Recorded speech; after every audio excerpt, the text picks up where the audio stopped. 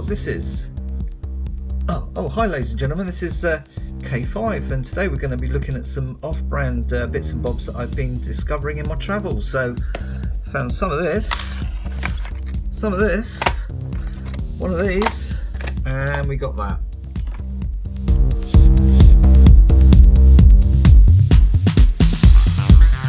So yeah, this showed up in the post from Majorette, Australia. As you can see down the bottom there, Majorette, Australia. This was my prize from an Instagram competition. It was more of a giveaway than a competition. All you had to do was just mark up a, flag a page and tag it, and they would then draw you out of a hat, basically, or a computerized hat, and you won a prize. Now the crazy thing is, this was not the actual prize. The actual prize is probably in the post right now.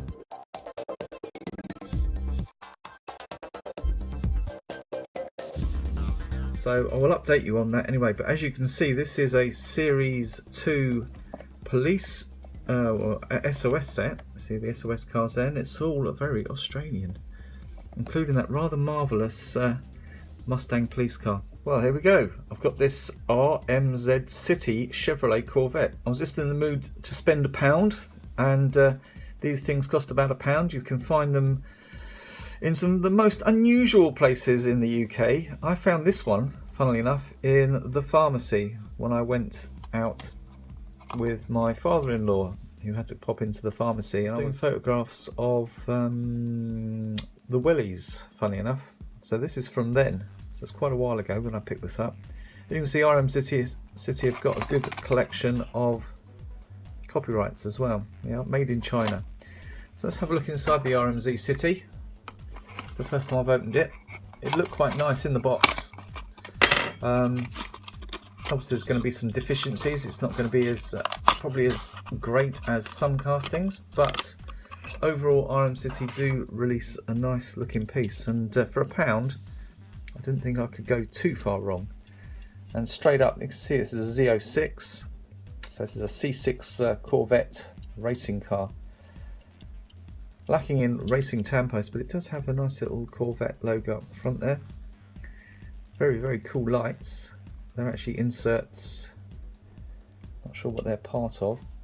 The car does not appear to have an interior of any sort, although there is lots of detail given its nature. It's quite a light piece, but it's not a typical made in China car.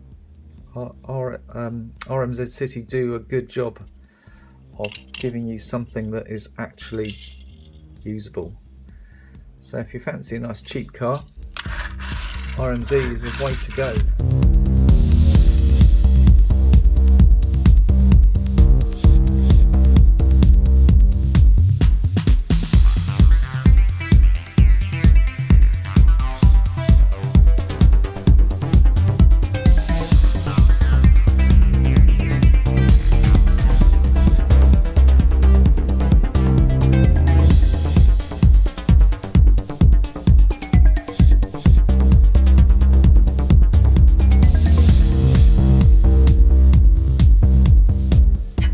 Tick-tock, tick-tock, tick-tock, tick-tock.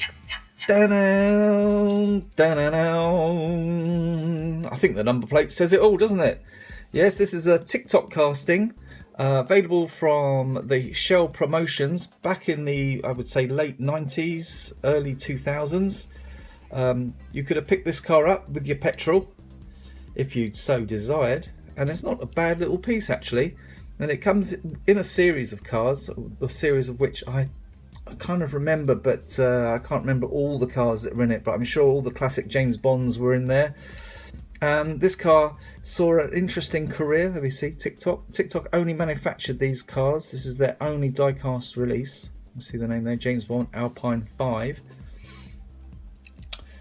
So basically you could buy this car with your petrol, and there were thousands left over because not everybody bought one with their petrol, or then maybe there wasn't enough petrol or too much petrol, I don't know. But they ended up in the pound shops in the UK. They also ended up in pound shops up and down the world. So someone I know actually bought one of these in Mexico of all places. So yeah, there you go. TikTok, James Bond, Sunbeam Alpine. Actually not too badly detailed. I picked it up because I've never seen another casting of the Sunbeam Alpine, and it's such a little classic, and especially in James Bond mode. Very nice, except for the wheels really. So if I was going to do a wheel swap, this would be a great candidate for it. Although it would be nice to have another example, just to keep the one that I have as it is.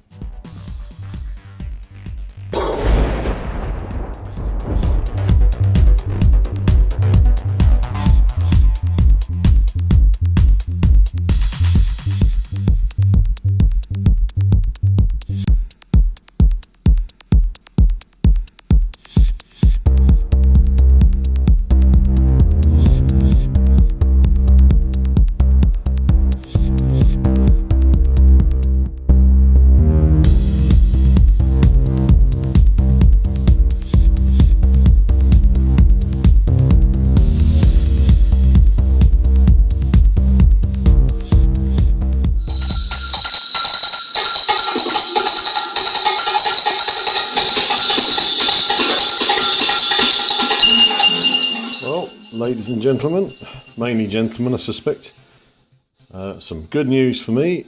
Arrived yesterday and I had to pick it up from the collection office today, and this is from Mattel in California, and it has something very special inside. More to be revealed. This is what's inside. Something very special, and something that I did for the Matchbox custom competition for this year, and I am quite skeptical as to what the situation is with that model, because it didn't survive the trip over to America on the first stroke, and it's come back now to Great Britain, and I'm wondering what's inside there. So as I don't have another hand to hold the camera, you'll have to come back to me shortly when I've had a look at it. So, well, here is the story, and basically we've got two parts that came off, and funnily enough they were the same parts that came off when it went over to America. So that's the bit to the top of the van here, and the ladder for the little trailer tanker. So I think that's about it. We haven't really got any other damage that's immediately noticeable, but there again, not bad considering the trip it took. Sorry about the shaky camera. Okay, well, welcome to the big reveal. Such as it is, it's out of the box. Sorry I couldn't do the teasing bit where you take the box cover off and you go, whoa, because I sort of knew what it was going to look like anyway, because I'd seen a review of it. So this is the wonderful sort of prize that you get when you've entered the Matchbox custom competition. Very nicely done. Thank you very much indeed to the team at Matchbox for presenting this to me and the other 25 people that won as well. So thank you in particular to A. Belugo, who heads the team over at Matchbox at Mattel. So here is the reveal as it is, the model. You can see it. This will not be available as a sort of production model in this country until such times as Asda or Poundland have it in stock. So it's going to be a bit of a while probably, we never know. Or if you've got a friend in America or somewhere else in the world that's actually got these on sale at the moment, you can get it. It won't have this printing on the side, it'll have printing on the top. Okay, this is a special one on a stand that's been done by the team, and I have to say it's very nice indeed. So that's it. Thank you very much indeed. I hope this video gets all dovetailed together by the expert Chris Carter, otherwise known as Count 5, and I'm going to enjoy looking at this now. All the best. Thank you for watching.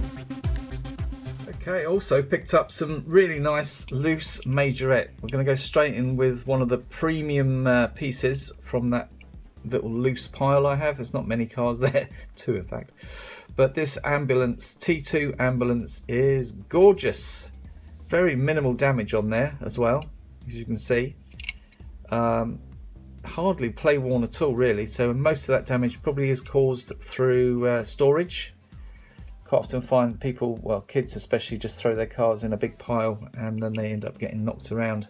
So you can see, generally tell when that happens is all the high points get little chips on them, You can see along all the ridges, got lots of little chips going on. I think there's probably even been a spider living in there at some point. I haven't got quite round to clearing him out. But if we go and have a look and see what's inside, because it does have an open lid at the back. Oh yeah, look. The mummified remains of a long forgotten injured patient. And there he lays for all eternity with his feet at 3 o'clock. Fantastic stuff. But you can just see in there lots of nice little details. All the little seats and what have you, and the medical emergency box, and there we go. So it's all set up for French first aid. Red Cross France, so French Red Cross. Of course, French speak everything backwards, so there we go. Of course, this is made in France, and it has suspension. It's the fourgon VW. I believe fourgon is French for van, maybe. In 160 scale. An absolute beauty. Very, very, very pleased to have that one. This is a Renault, the much maligned, and probably for a good reason, Renault 11. There we go, it's got a little sunroof on the top, and this is a variation. There is a variation of this with a clear sunroof as well, which is the same colour, would be the same colour as the windscreens. But it's actually older than I thought it was. This is probably from the early to mid 80s, judging by those wheels. Made in France again, so it's another little classic. Nice suspension, and again this one is play worn, as you can tell by them wheels. Someone has been driving it around, so that's not such a bad thing. But I think they loved it a little bit because it's not overly mashed. Normally you see the tow bar gets mashed up and other bits like that, but it's had some good crash damage around the rear end. Been shunted a few times. Probably parked in France, and they do like to use their bumpers over there. Interesting, lots of quirky Majorette details from the period. But overall, pretty cool piece. So the only opening feature is that sunroof. There we go.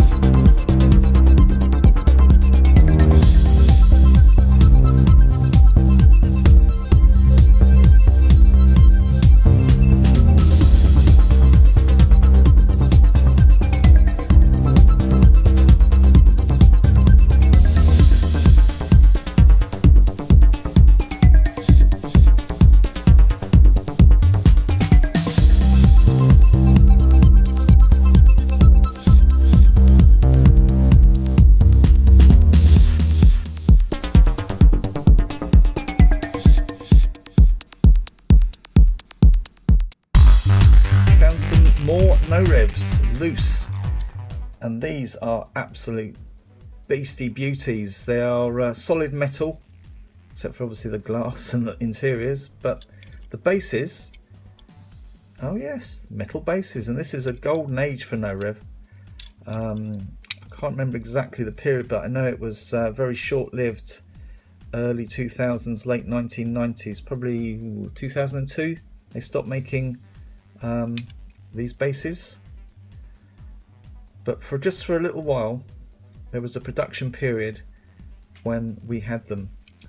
I'm just going to use one for now, this one here. So as we know, Norev was the original parent company for Majorette, and over time obviously it carried on making its own cars. Majorette split off and was sold off to various other brand companies. So this is the Norev take on the Renault Kangoo, and it's got suspension, which is awesome. It's got co-molded wheels, which are awesome as well.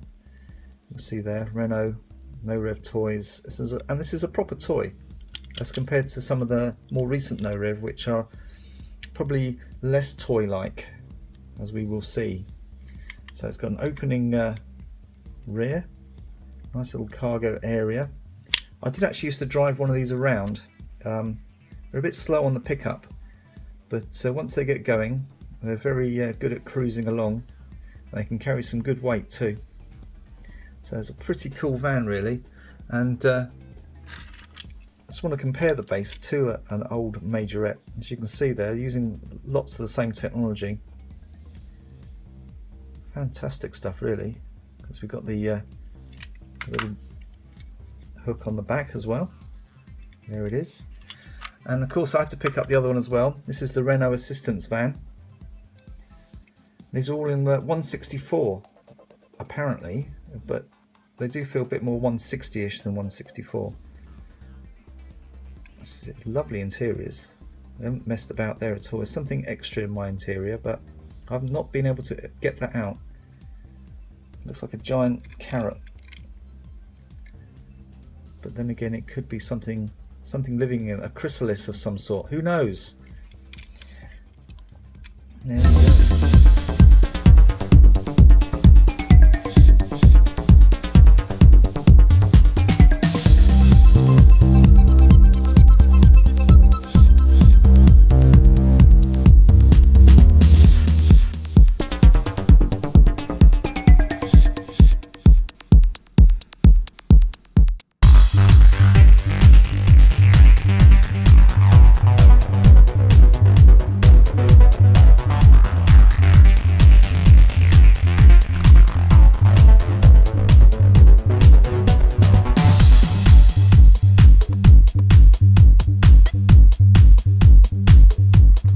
Leads us on to my one eBay purchase of the month.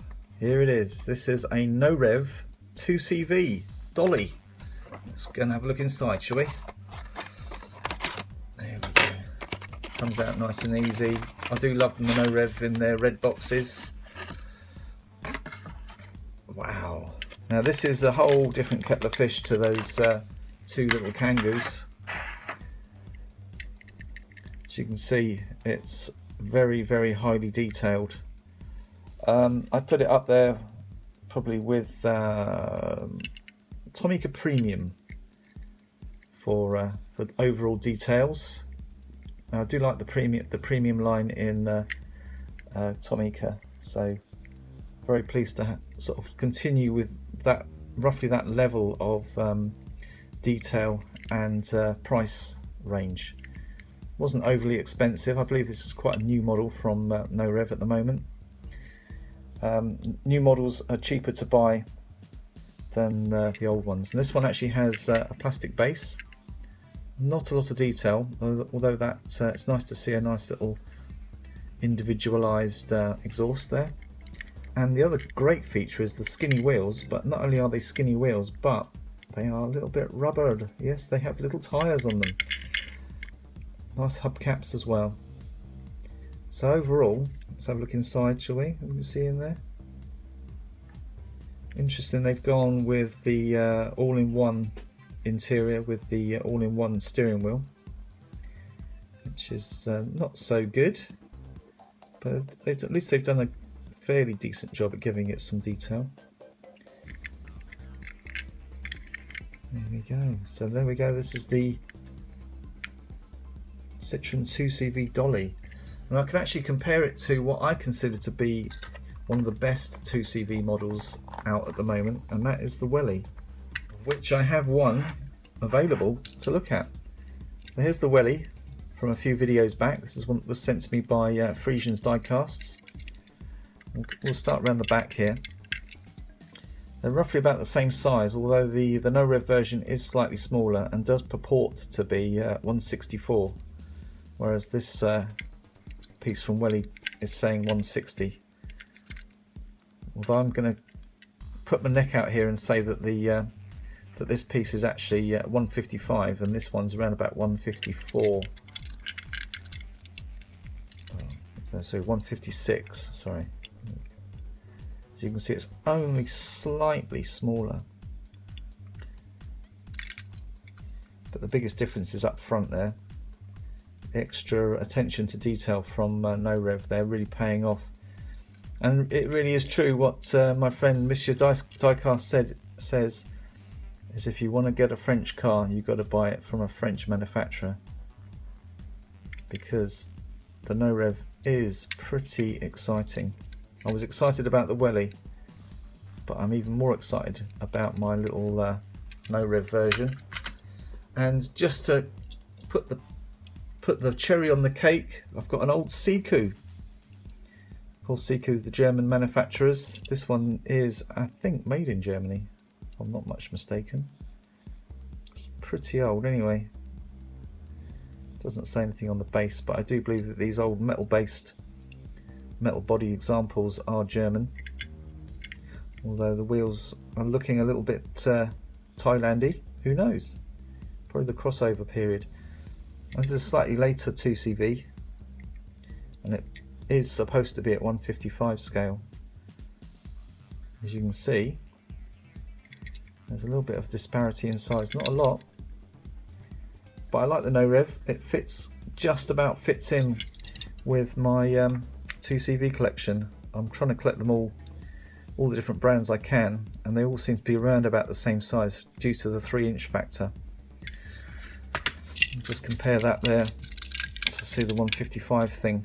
As you can see, it really, the Welly sits really nicely in that 155 category, end to end. Look at that, perfection.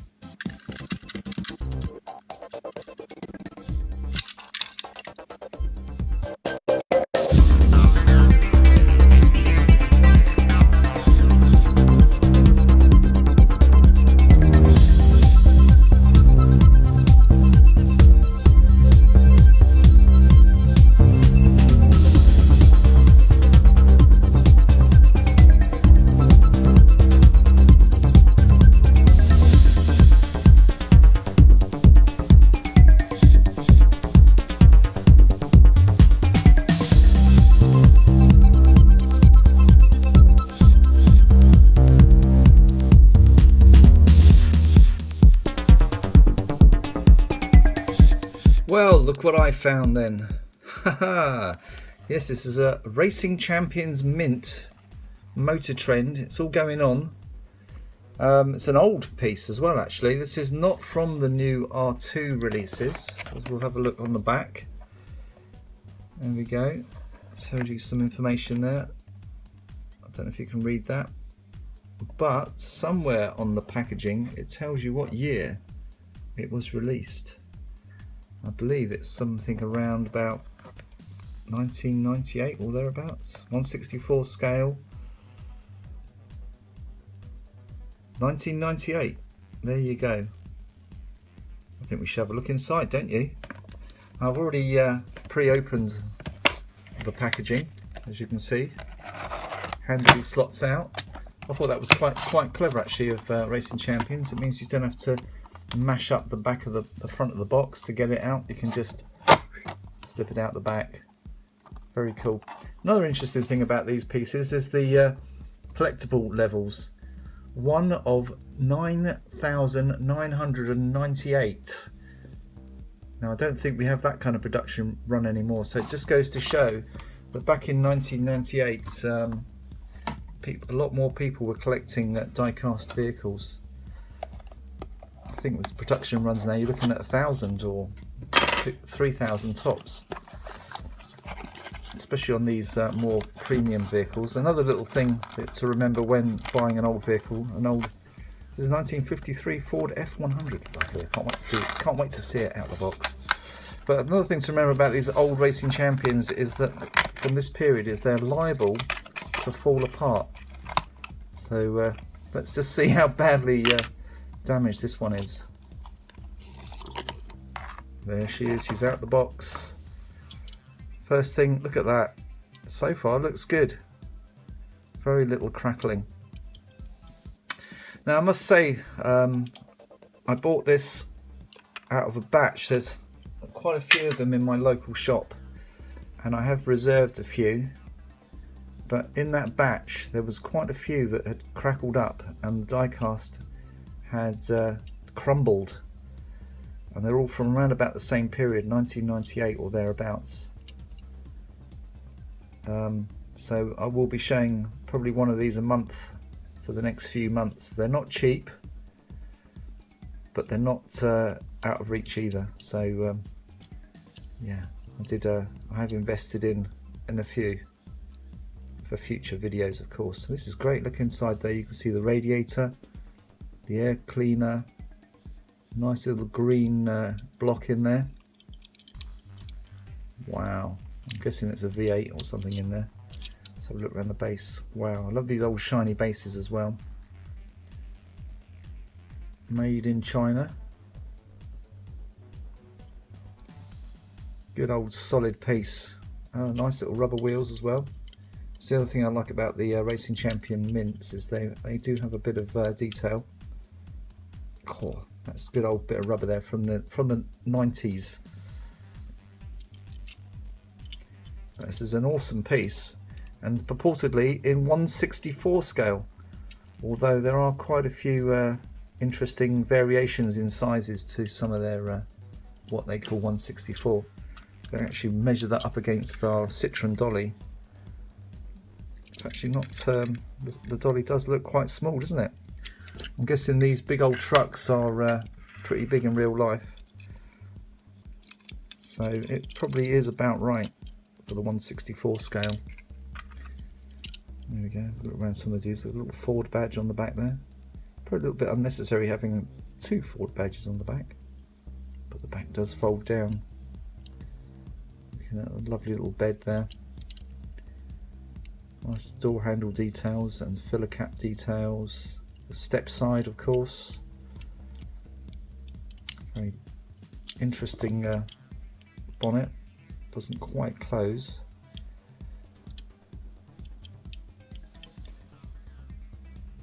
Very nice. It's got that extra white trim on the front there. Of course, very typical of these vehicles from this period. And there you go. The Racing Champions mint collection, with a few interesting rubbery faults, which are due to being kept in its box for so long. I suppose the rubber must start to dilapidate over time. Look at that.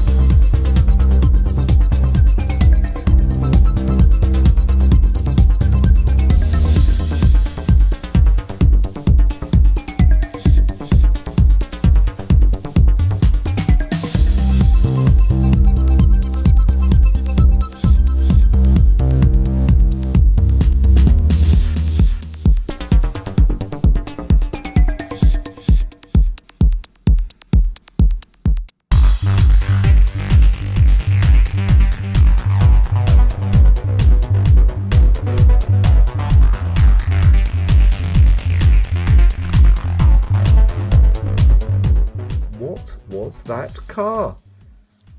Completely made of hard plastic. Looks like something from the 1960s. Looks like something that you would probably put on the back of a railway truck, and it is actually an Eco made in Spain in 1/86 scale, so it's pretty small, but of course perfectly scaled up for your little railways. And that fits quite nicely in the back of my truck. There we go. This is K5 saying thank you very much for everybody for watching and following my channel around. The next time I see you, I will hopefully have been to America, where I'm intending to go to the Grand Canyon. Let's see if I actually get there. Ta-ta for now. Happy hunting, everybody.